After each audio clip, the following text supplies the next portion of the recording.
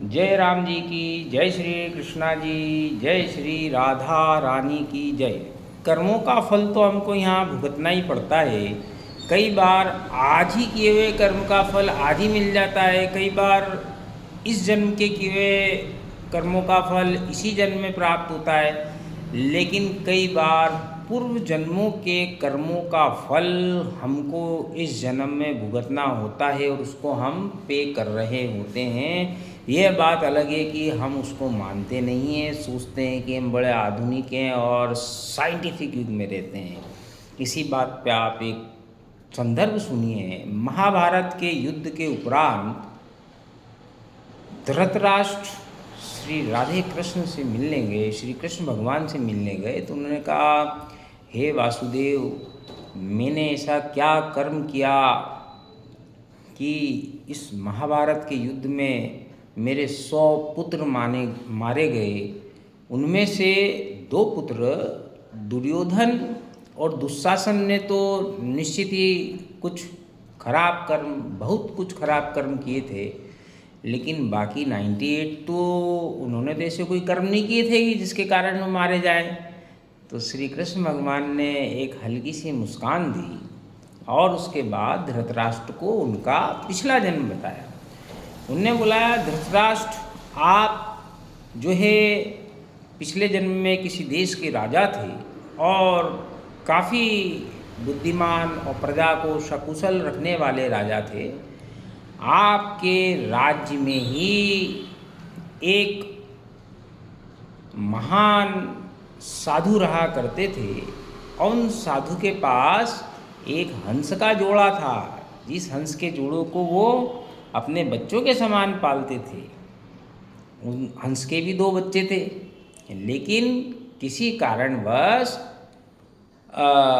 वो हंस के ही मोह के अंदर, प्यार में तीर्थ यात्रा पे न जा सक रहे थे। एक बार उन्होंने अपने गुरुजी से मिलने की बात करी और गुरुजी से भेंट करी। गुरुजी ने उन्हें कहा, हे प्रिय शिष्य, तुम बहुत बढ़िया भक्ति करते हो, लेकिन अभी तक आपने कोई तीर्थ यात्रा नहीं की है।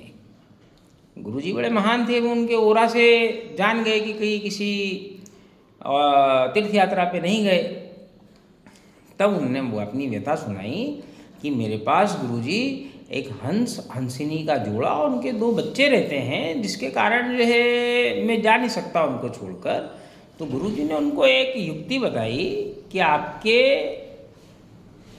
राज्य का राजा बड़ा धर्मावलंबी है, उनके पास एक बहुत बड़ा तालाब भी है, जिसके कारण आप अपने हंस और हंस के जोड़े को आप वहाँ राजा को सुपुर्द करते चले जाओ। महीने 2 महीने में आप तीर्थ यात्रा से वापस आ जाओगे, वापस अपने हंस के जोड़े को ले लेना।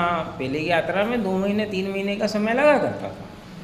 अब जो है उन साधु भैया को बात अच्छी लगी, वो राजा के पास निवेदन करने गए, राजा जी, मुझे तीर्थ यात्रा पे जाना है, मेरे पास हंस का जोड़ा, उनके 2 अच्छे बच्चे हैं, लेकिन मैं जा नहीं पा रहा हूँ। यदि आपकी अनुमति हो तो आपका जो इतना बढ़िया सरोवर है, यहाँ पर अपने आप खेलते रहेंगे और जीवन यापन भी चल जाएगा, और आपकी अनुकृपा से मेरा जो है तीर्थ यात्रा भी हो जाएगी।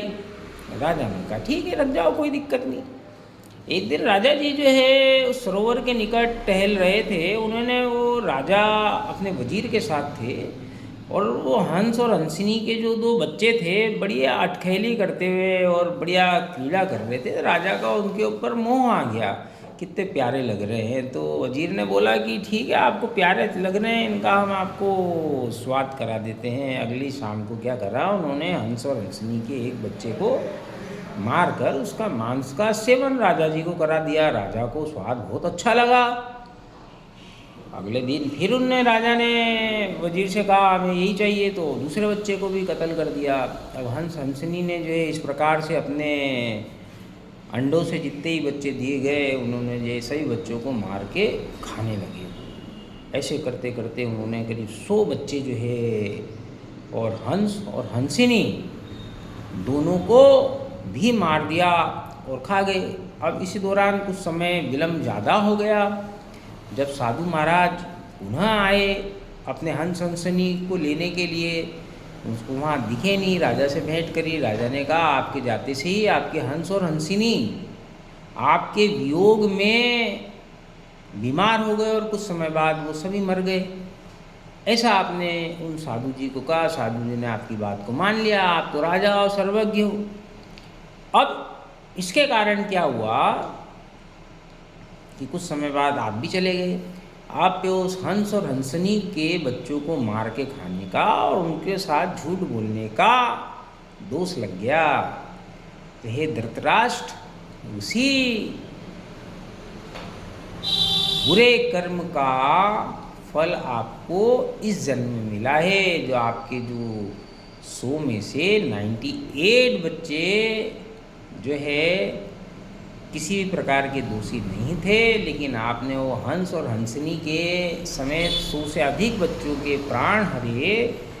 इसलिए आपको इस जन्म में अपने 100 बच्चों से हाथ धोना पड़ा। उनकी मृत्यु आपके सामने हुई। तब उन्होंने कहा ठीक है वासुदेव, अब मैं अपने किसी कर्म से दुखी नहीं हूँ। उसके पहले काफ़ी दुखी थे वो अपने 100 बच्चों को खोने के बाद, लेकिन जब उन्होंने अपना यह वृत्तांत सुना तो फिर उन्होंने अपना विचार एकदम त्याग दिया। उन्होंने कहा कि मैं आपके द्वारा जो दी गई शिक्षा से एकदम अब समझ में आ गया मेरे को, मैं किसी भी प्रकार से दुखी नहीं हूँ।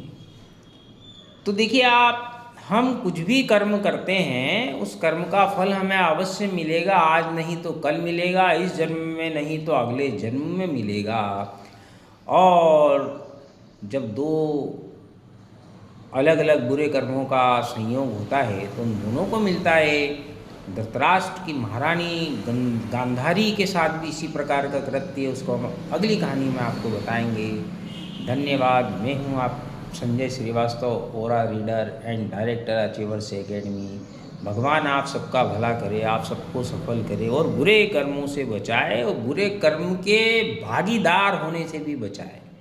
जय राम जी की।